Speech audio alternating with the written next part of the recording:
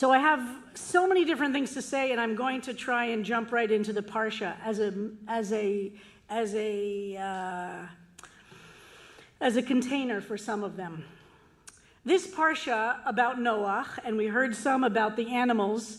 Noach is one of the great parshiot for having completely different meaning for children and for adults. And it has so many different registers to it, right? It has the, 2 by 2 and all those songs, Reading Rainbow. All the rainbow songs are so sweet. And yet in this Parsha, there are some of the most complex ideas embedded in the story itself. I want to look at 2 questions that come out of this Parsha. So the Parsha begins with the very famous line, Eila toldot Noach. These are the generations of Noah. Noach ish tzaddik.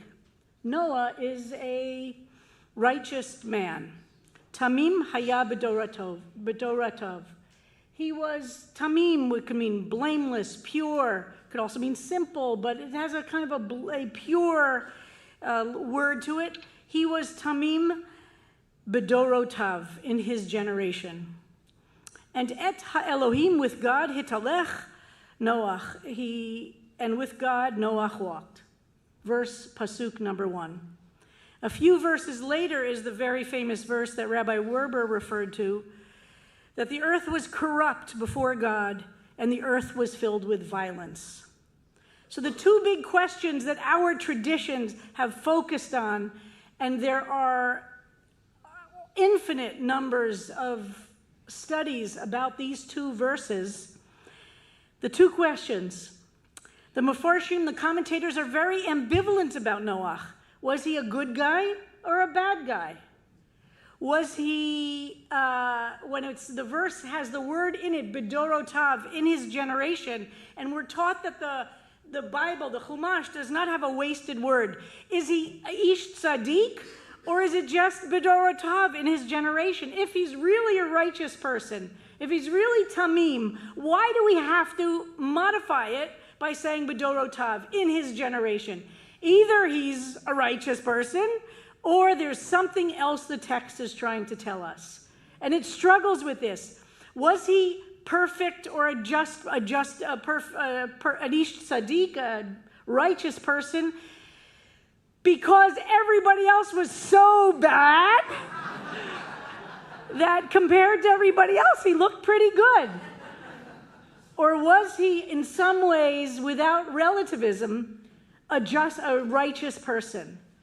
Did he only look good because everybody else was corrupt and full of violence, as that verse, which is coming up, tells us? And was it because, in comparison with the rest of the people in his generation, he showed some decency? Or would he have been a righteous person and dropped into any generation? Where is the comparison necessary to understand whether he was an ish tzaddik or not? And why do we keep saying b'dorotav, in his generation? And the other big question is, what caused the flood? What was the element? And that we have these 2 words, the earth was corrupt and the earth was filled with violence. But the commentators say, well, that happens a lot. So what was special about this period of time that would cause God to release a mabul, a flood, that would devastate the earth entirely? So these are the 2 big questions. Was Noach an ish tzaddik on his own terms, or only in comparison to his peers? And what really happened to make the earth have to respond in this absolute devastating way? So the commentators, and this is a fantastic study, by the way, what they say, there's a lot of description of why do we have these words, violence and corruption. And I won't go into all of them, but Ramban, Nachmanides, says that God's patience runs out not over idolatry, which is a problem in all different times of history, but over human cruelty. This is Nachmanides. Ramban says it's human cruelty, not religious screwing up like idolatry, not doing things that piss God off, but human cruelty. Nechama Leibowitz, the great scholar of the 20th century, said that it was not an issue of religious heresy, which you would think that was what God would be annoyed by, right? Religious heresy, God's God. You'd think God would get pissed off for religious heresy. But Nechama Leibowitz says, no, it is ethical collapse. So we have these two Nechama Leibowitz is no longer alive, but she was living in recent, and so sort of contemporary, and Ramban, both saying the issue is ethical collapse of society. And the Midrash in Bereshit Rabbah spends a lot of time studying the issue about structural injustice in society. And the Midrash Rabbah, again, is pretty old. That's, 1500, 1600, and I'm terrible at math. I shouldn't do that. A long time ago, the Midrash uses an example of what was structural evil that human beings were doing. And the Midrash Rabbah says it wasn't big events. It was everybody was used to just cheating. It just was the norm. The sense of there being law and justice had disappeared. And the example the Midrash gives is that people would steal the amount right below what was ever legally required to go to court to recover, so that they would make it impossible to be prosecuted, but everybody was doing it.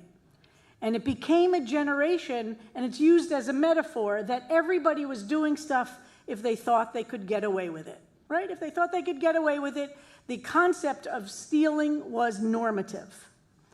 So in these various examples, we see what was happening then wasn't just idolatry or ethical. It was the collapse of society's commitment to justice, to laws, and the absence of kindness.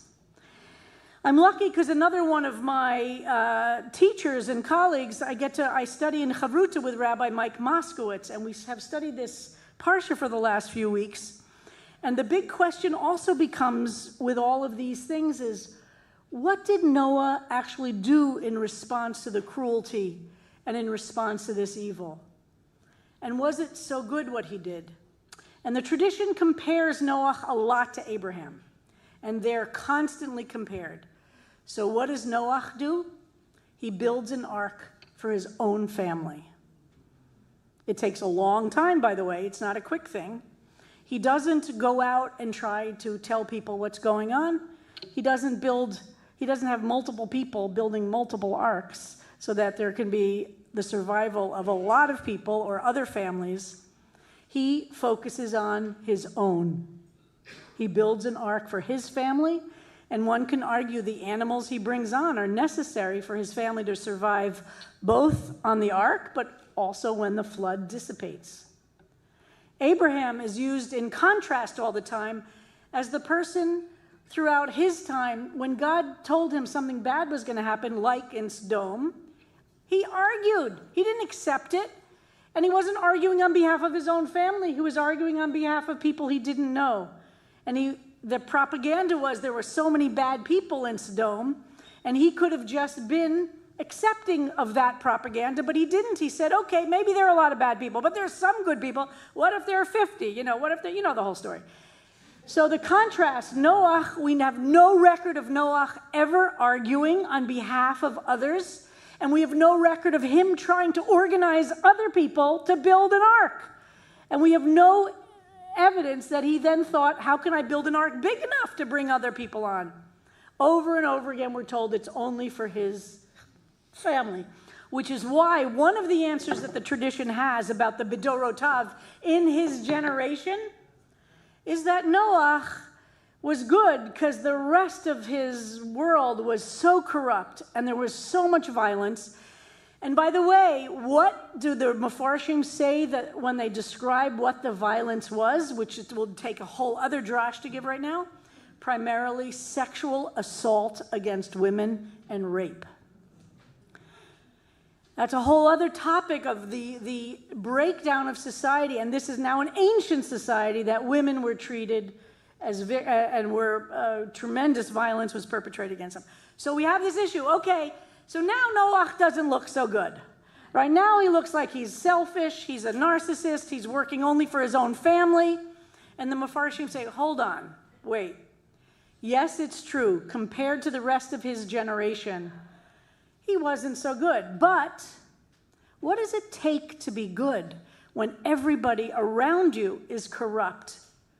How hard is it to be the person who doesn't say, well, if everybody else is doing it, so can I? Noemi and I were in the subway earlier today, and there was a door open, and I don't know, 25 people walked through that door without paying their subway fare. Easily, and I'm just walked right through. It's everybody's doing it, right? There's no sense of shame or no sense. If the value is, why should I do different if everybody else is doing it? But Noach, even in a way that we might say isn't perfect, resists and doesn't act in the way that his generation is acting, which is selfish and corrupt and cruel. That's why we consider him, according to this commentary, that is righteous. If you resist just doing everything because somebody else is doing it. And now we know this is a thing that's said to kids all the time, right? You know, would you jump off the Brooklyn Bridge if everybody else is jumping off the Brooklyn Bridge? Don't tell me everybody's doing it. But how does it relate to us right now? Everybody is full of despair right now. Everybody's full of a sense of hopelessness or a fear of the future. Here in New York City, oy gewalt, if you listen to how people are geschraying about what's happening in this city with this election right now, there is such an intense pulling down into a pit of despair and hatred and fear. Our challenge is to try and be like Noach, which is we don't have to be like everybody else. Wow. It doesn't just mean the big things where we're stealing or raping. Let's say, I hope most of us don't do those things. But maybe it's about how we approach the universe we're in right now. What if we insist on not going to that place? Now, it's not that I think that there aren't really good reasons. Of course there are. But what if what Noach did ultimately in building that ark was that the statement, and not just statement, but the act he did was to build toward the future. Maybe it's imperfect from a purist sense. Maybe next to Abraham, he wasn't as pure. But sometimes that's really who we are, right? Maybe all of us are more like Noach than we are like Abraham. You know, we're not, in any generation would we be considered, yeah, right, maybe it's okay. But what can we do given who we are in this particular place? And what does the ark then represent? Not just saving his own family, although that was really what it did. But ultimately, it's about believing in a future and building toward that future. Believing in a future and building toward that future. Not being devastated because the Mabul, the flood, is completely destroying everything. That's for sure easy to do. That's for sure easy to do. It's for sure easy to stay inside and watch MSNBC until you want to shoot yourself. Not that my wife does that, but... or some of us want to, anyway. So what are we going to do, folks? Mordechai says to Esther that famous line, if you are alive today, it's because you have a job to do. If you are around in this moment in history, it's because God believes there's something that your soul has to offer that we need. The world needs you. You don't have to do the big grandiose things, but you have to, number one, not give in to the despair that is the coin of our land and exactly what the capital they, want us to do. They want us to be that kind of crushed. What are you going to do? What are we going to do? What is this community and every other community going to do to build an ark? We might, again and again, I'll say this, we might not see a quick resolution of the worst things that we're experiencing right now. That's true. How long have I told you that? A long time, Louis, right, a long time. But that doesn't mean we don't have the power to build an ark, and that's what Noach did. Noach, the imperfect, Noach, the simple one, perhaps, what he did is that he did what he could. Noach wasn't Abraham. He didn't have the ability to go out and organize people. He was not the kind of a person who could have figured out how to get other people to listen to him. So he figured out what he could do, and what he could do is to build one ark, to get his family on that ark, to get those animals on the ark, and guess what? We're here. We're here because of what Noach did. And exactly what Rabbi Werber said before. Now, whether you see it as a metaphorical story, a foundational myth a la Joseph Campbell, or historical, it says the same thing. If Noach had become like his generation, we would not be here. His ability to both not descend into the evil and the violence, but also not descend into the despair of about a future, and to despite the empirical reality around him, what did he do? This blemished, this imperfect person, he did what he could do, and he knew how to build an ark. Now that might not be something I know how to do. I'm not so good with a hammer and nails, but that's our job today. No one can do everything. Everyone can do something. And the only reason you're here today is because Noach did something. And now we have a job to do, which is to build something for the future. So that when people are sitting around CBSD's sanctuary in 100 years from now and telling stories, they'll say, wow, there were these crazy people who did not believe the end of the story was being written right now. The Mabul, the flood, this is what we are experiencing. We are experiencing a tsunami, a flood. It's up to our noses, it's covering our eyes, we're choking, it's coming in every direction. So our job is to, okay, that's true. What can we do? Now, Taryn Higashi is an incredible lawyer that's worked for her entire life in the field of refugee rights and immigration rights. There are things that Taryn can do that I can't do. Right? That's going to be true. And boy, am I grateful Taryn is alive today, right? Am I really grateful? Yes, I am really grateful. Joyce Rosenzweig creates incredible music and teaches up-and-coming cantorial students about how to use their bodies and their voices to lead people in prayer. Wow, am I so grateful that Joyce is doing that work every single day. She could stay home and pull the blankets over her head and say, I am sick of listening to another student, and there are probably some days, I don't know. So here's the question we have for us. Imagine we are building an ark. Imagine we can maybe do a little better than Noach to understand that our ark is going to have to carry us through. Imagine here in New York City what's going to happen on November 5th, the day after the election. That's our job, is to be future thinking. Our job is to think, how do we turn down the temperature of hate and corruption and violence that's in our universe, not just out there, not just in some other place. How can we be agents of peace? How can we, among people we know, how can we lower the temperature in the universe we're in and figure out a way to get on this ark together? And there will be a time where the flood will dissipate. And what we're doing now is we're building toward that time. Please, God, let's have the strength to know that each of us is valuable and important and necessary for this ark we're building together.